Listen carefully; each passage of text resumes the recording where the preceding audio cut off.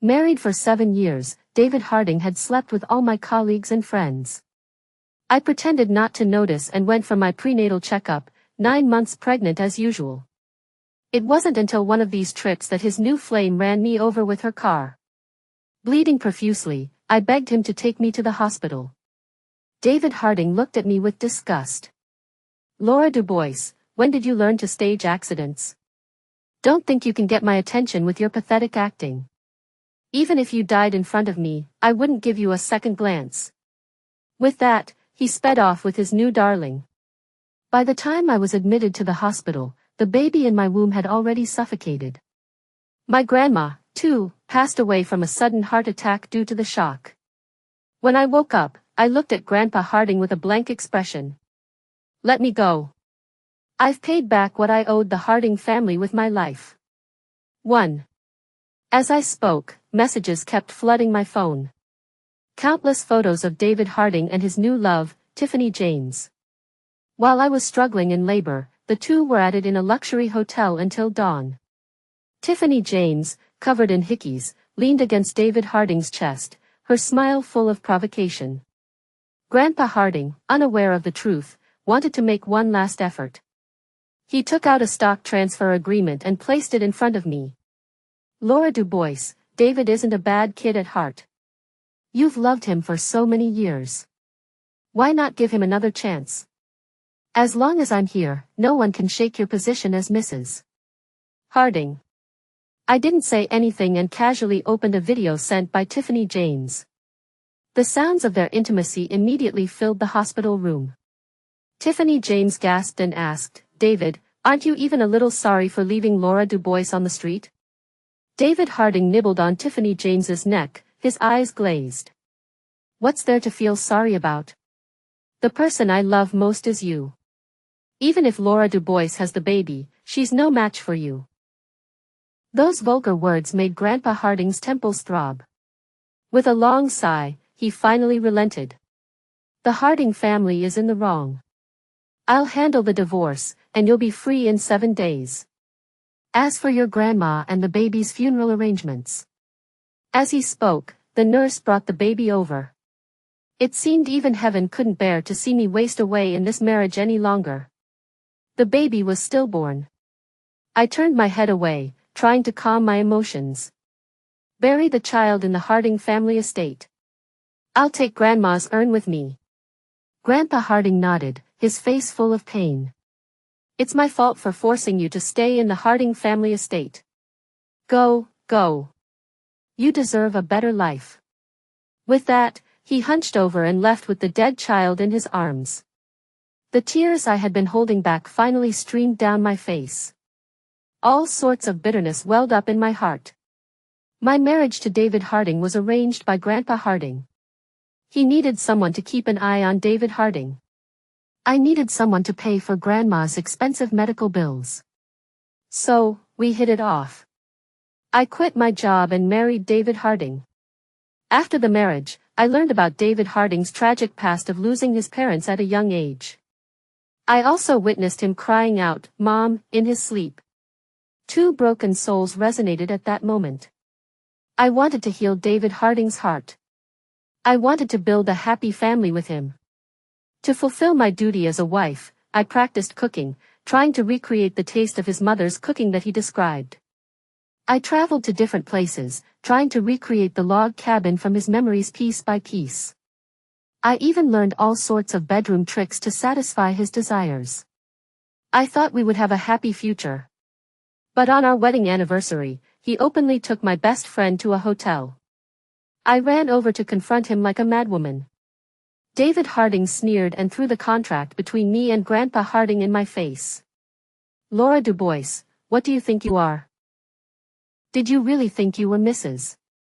Harding after playing around with me for a couple of days? You're just a dog my grandpa bought. What right do you have to question me? If you dare to upset me, I'll immediately stop your grandma's treatment. I was thunderstruck and couldn't say a word. From then on, David Harding became even more outrageous. After getting tired of internet celebrities and actresses, he started targeting my friends, constantly pushing my limits. On one side was Grandma, who needed medical expenses. On the other side was a marriage that had long rotted away. The two forces repeatedly pulled at me, almost driving me to collapse. Once, I slipped and fell down the stairs due to mental distraction, only to find out that I was pregnant. Grandpa Harding almost begged me, "Laura Dubois, keep this child. He might be the turning point in your marriage. If David Harding still doesn't change after the child is born, I won't force you any longer." With all sorts of complicated emotions, I chose to agree. Little did I know that after trying so hard, I couldn't keep anything. Grandma, the child, the marriage, the love. 2. I slowly wiped away the tears from my eyes and looked up at the gloomy sky outside the window. Perhaps the only comforting thing was that David Harding and I had both gained freedom. While I was lost in thought, David Harding's phone call came. "Laura Dubois, did you go to Grandpa to complain again? You've ruined my rare alone time with Tiffany James. I'm warning you, if you dare to do that again, I'll cancel your credit cards." In the past, I would have humbly explained and apologized to David Harding, trying everything to get his forgiveness. But now, I just said indifferently, "Whatever." David Harding was a little surprised by my cold attitude. But soon, he sneered again. "I heard the baby was born. You have a child to rely on, so you have the confidence to speak up. But don't forget, I'm the heir to Harding Enterprises. As long as you're still in the Harding family estate, I have plenty of ways to mess with you." I closed my eyes. I had experienced David Harding's methods before. The first time I caught him cheating, I naively went to Grandpa Harding for justice, only to be met with David Harding's crazy revenge. He threatened me with Grandma, forcing me to kneel on the freezing balcony of the bedroom, slapping myself repeatedly. That night, the sounds of him and his mistress's pleasure never stopped. I was sent to the hospital with a swollen face due to frostbite. The last bit of sincerity I had was completely dissipated in the heavy snow. From then on, no matter how outrageous David Harding was, I pretended not to see it, silently enduring David Harding's various humiliations and taunts, trying to maintain my status as Mrs. Harding. But now, Grandma was gone. The child couldn't be saved. This marriage in name only should come to an end completely. I hung up the phone indifferently. I got up and contacted a friend at the funeral home to schedule the cremation. When I returned to the hospital room, I saw David Harding standing at the door. He frowned at me, then sneered. "Why don't you continue to act pitiful? You're running around everywhere right after giving birth. You're in such good shape, it seems you don't need a postpartum recovery period. I plan to bring Tiffany James to live in the mansion. She's young and delicate and doesn't know how to do housework. Go get discharged and come back to be our nanny." As he spoke, David Harding leaned closer to me, a malicious smile on his face. "Your painful expression is my best aphrodisiac in bed." He stared at me, expecting to see me in pain and sorrow. But I just had a calm, numb expression. Feeling bored, David Harding stopped Nurse Emily, who was passing by. "Where's the baby? Boy or girl? Bring it to me." Nurse Emily looked flustered. I said helplessly, "Grandpa Harding took the child." David Harding wanted to say something, but his phone rang. As soon as he answered the phone, his face changed drastically. Then he slapped me in the face. "Laura Dubois, what did you do to Tiffany James? If anything happens to her, I won't let you off." Already weak, I lost my balance and crashed into the handrail behind me. Nurse Emily hurried forward to help me. "Mr. Harding, Mrs. Harding just gave birth. You'll kill her like this." David Harding turned a deaf ear. He left quickly, concerned about Tiffany James. Nurse Emily looked at me with pity. My pale face, however, didn't have any extra expression. It was as if all the love and hate had been exhausted in the 7 years of torment. 3. After the examination, the doctor told me to rest. I finally understood the reason for David Harding's anger. The child died, and Grandpa Harding was grief-stricken and blocked Tiffany James on the internet. Tiffany James mistakenly thought I was retaliating and added fuel to the fire, complaining to David Harding. That's why David Harding hit me. Not only that, but David Harding also revoked my status as a shareholder in Harding Enterprises and let Tiffany James replace me. To make her happy, he also bought a gold mine and named it after Tiffany James. In an interview, Tiffany James proudly showed off the diamond ring on her hand. I never thought I was a homewrecker. A woman who can't hold her husband's heart deserves to be a widow. Besides, the current Mrs. Harding only married for the Harding Enterprises' money. I'm different. I only have true love for David Harding. The comments below were polarized. A group of mindless, fanatical fans tagged my account, showering me with insults and telling me to give up my position to Tiffany James. I looked at it and only felt ironic. After all these years, David Harding's tricks to coax girls hadn't changed at all. Back then, he treated me the same way. After learning that my family was poor and I had never celebrated a birthday, he sent me receiving a thoughtful collection of gifts for one's 20th birthday. From a gold lock for the first year to a mansion for the 20th year. He said he wanted to compensate me for the suffering I had endured in the past 20 years. I still remember that day. He held my hand under the starry sky. Laura Dubois, I lost my parents at a young age and was raised by Grandpa. I understand your heart. In the future, I will treat your grandma as my own grandma. I will build the happiest family with you. I melted in his affectionate eyes and naively thought I had found someone to spend my life with. But later, the novelty wore off. David Harding quickly transferred his affection. During a date, he forgot about me on the mountain in order to send flowers to his mistress. That day, I walked hundreds of miles home alone. My feet were bloody and raw, and I had scars on my calves that would be difficult to remove for the rest of my life. Actually, I should have understood at that time. This man was selfish and promiscuous and would never settle down for anyone. That contract was just an excuse for him to cheat. Thinking of this, I left a message under Tiffany James's video. Congratulations on your happy union and may you have children soon. Not long after the message was sent, Tiffany James deleted the video. Immediately after, I received a questioning phone call from David Harding. I didn't answer it. Instead, I calmly blocked him, just like he usually treated me. Then, I suddenly remembered that today was the day of Grandma's cremation. I explained the situation and checked out of the hospital early. The attending doctor was worried, but couldn't persuade me, so he volunteered to go with me. When the staff handed me Grandma's urn, I didn't feel the grief I had imagined. I only felt that the shackles that had bound me for 7 years were completely broken at this moment. I sighed softly, said goodbye to the doctor, and returned to the Harding family estate alone to pack my luggage. As soon as I walked into the living room, I saw David Harding and Tiffany James sitting on the sofa. When they saw me come back, Tiffany James hurriedly zipped up her skirt. But the red marks on her body still revealed the intensity of their recent activities.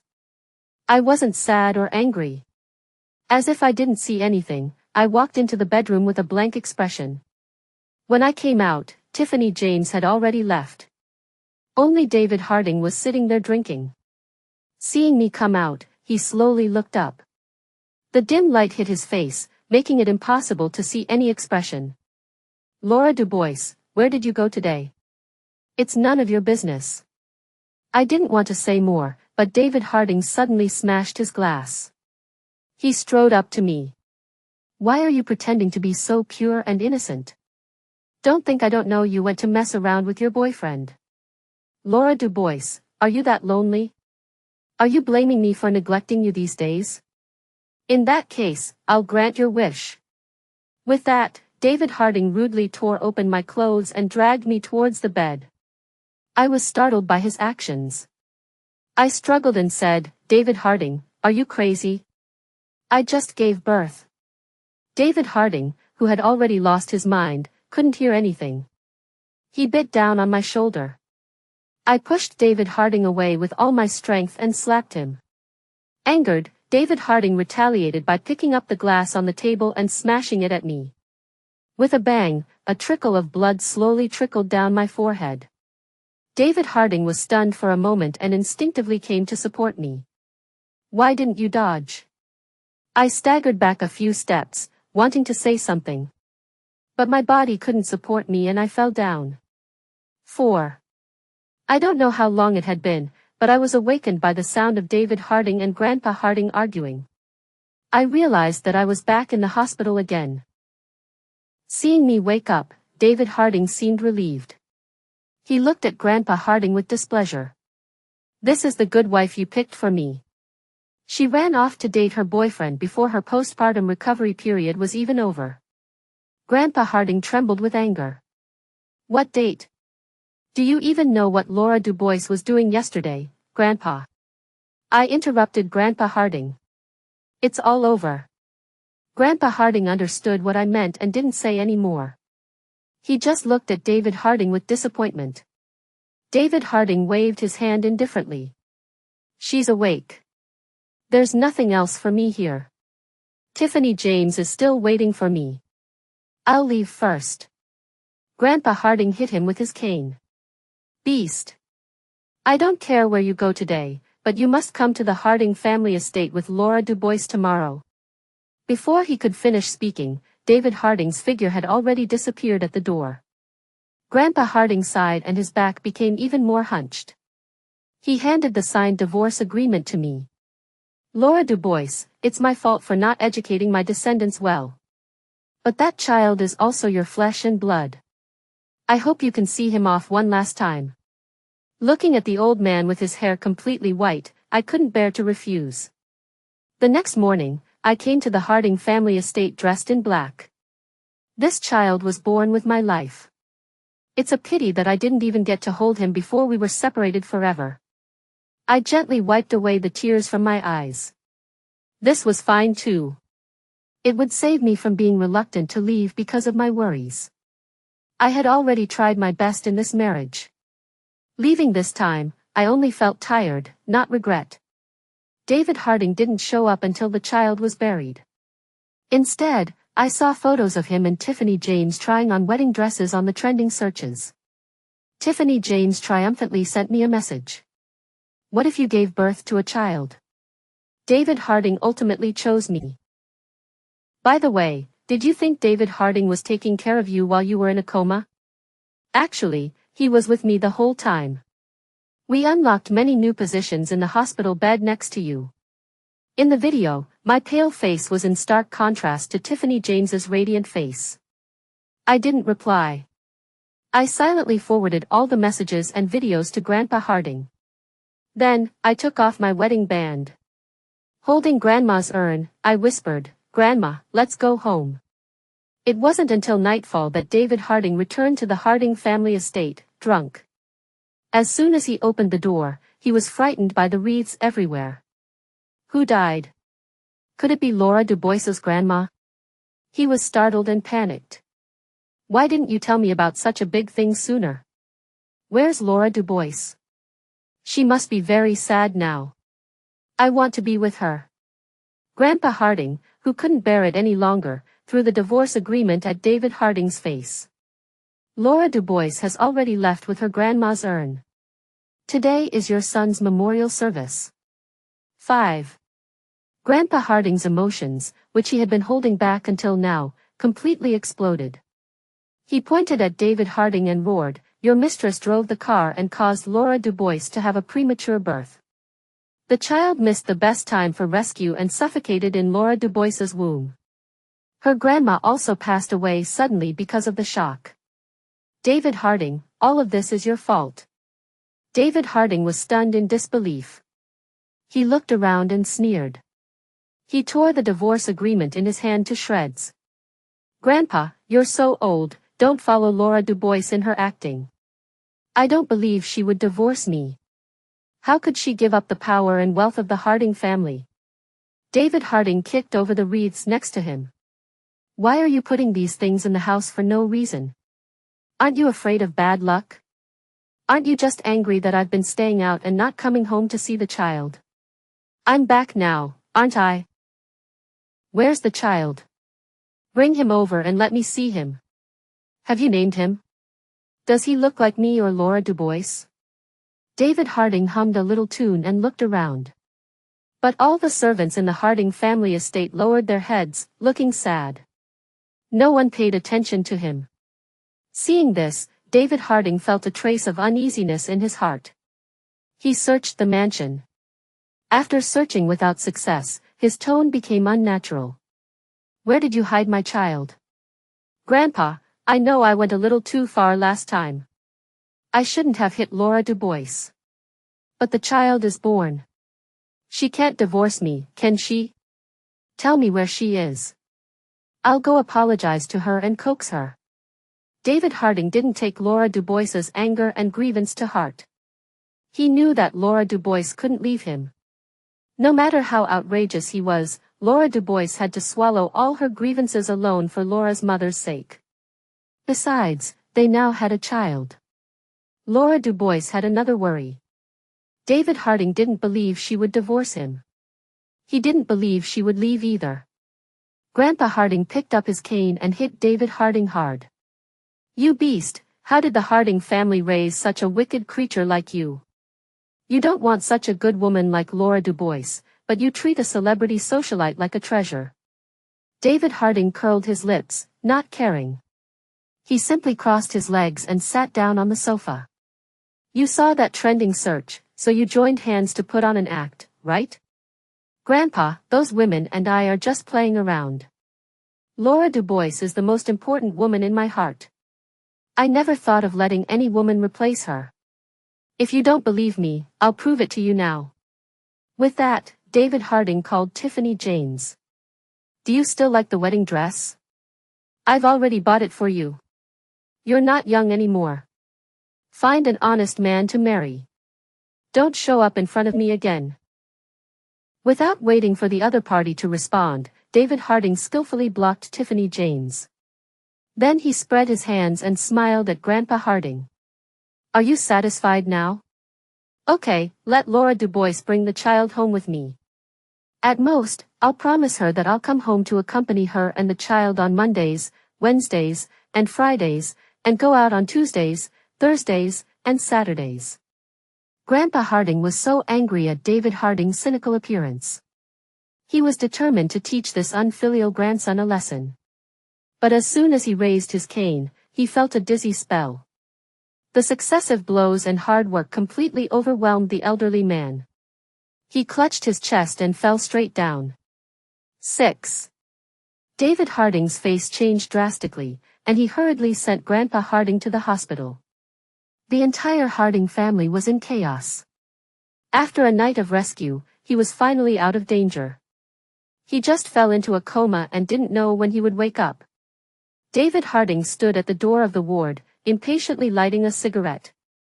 The doctor next to him hurried forward to stop him. David Harding grabbed the other party's collar. You're the boyfriend who's dating Laura Dubois. How dare you show up in front of me? Where's Laura Dubois? Did she hide with the child at your place? Tell her to come out and see me. Hearing this, the doctor, who had always been well-mannered, couldn't help but fight back. He looked at David Harding with red eyes. You bastard, do you think you're so great just because you have a few bucks? Do you know that I accompanied Miss Dubois to the funeral home that day to pick up her grandma's urn? She's a woman, alone and helpless, and suddenly lost her child and relatives in one day. And you, her husband, not only didn't stay by her side, but you were also partying with your mistress.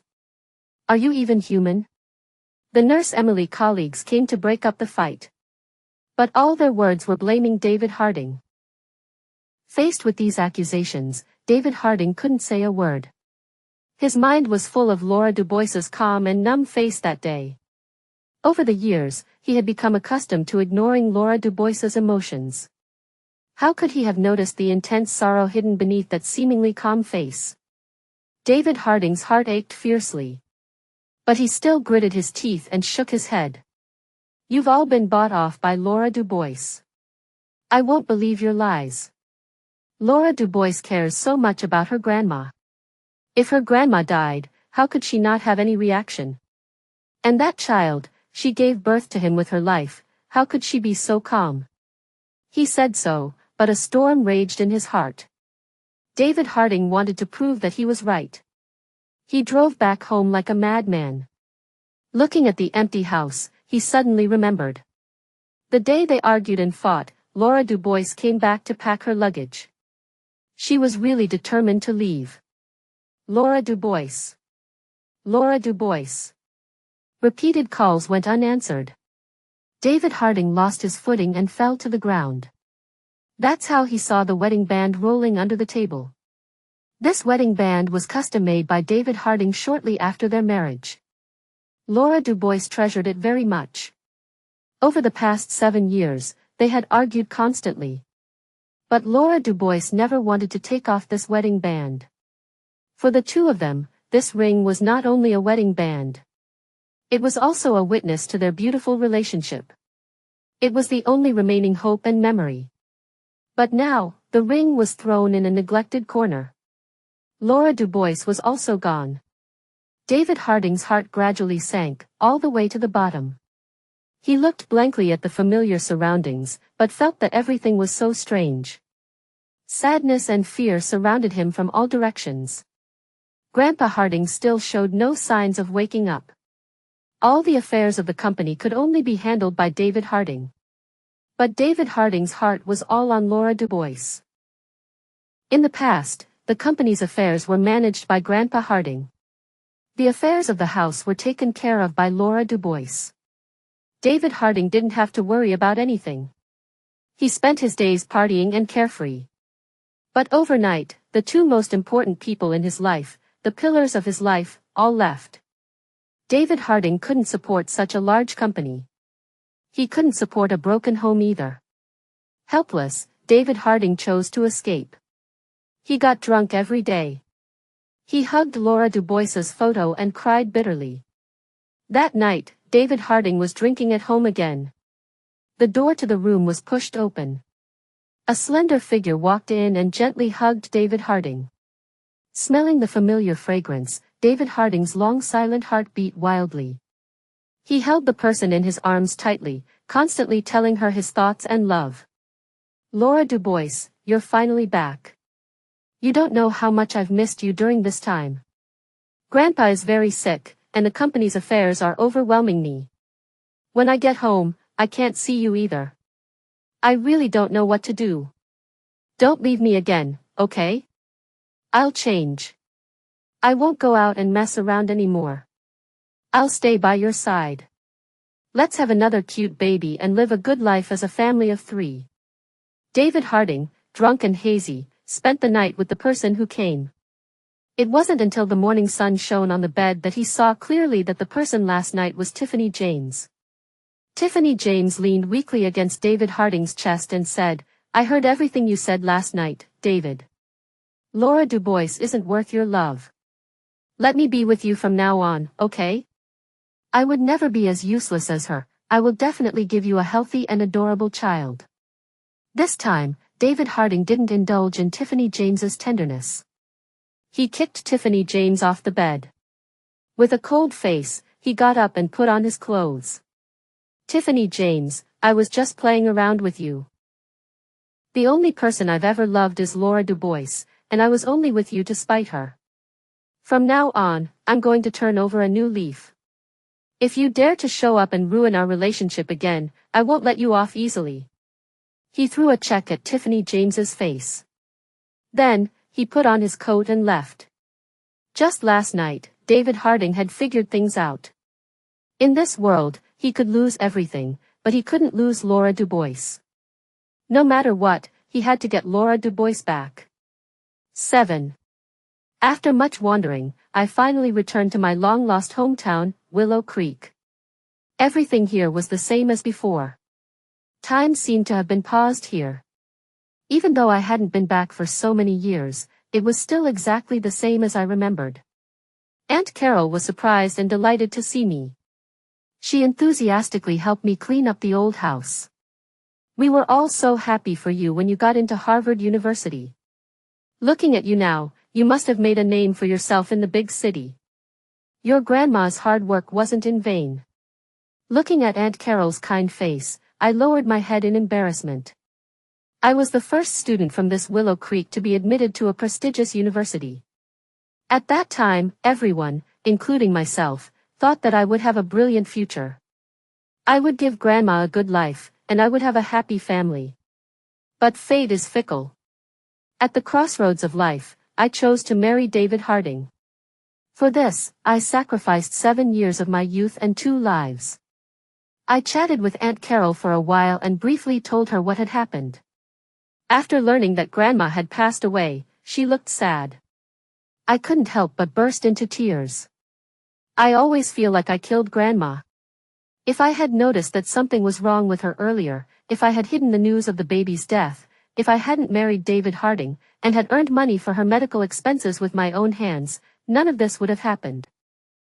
Aunt Carol patted me on the shoulder and hugged me.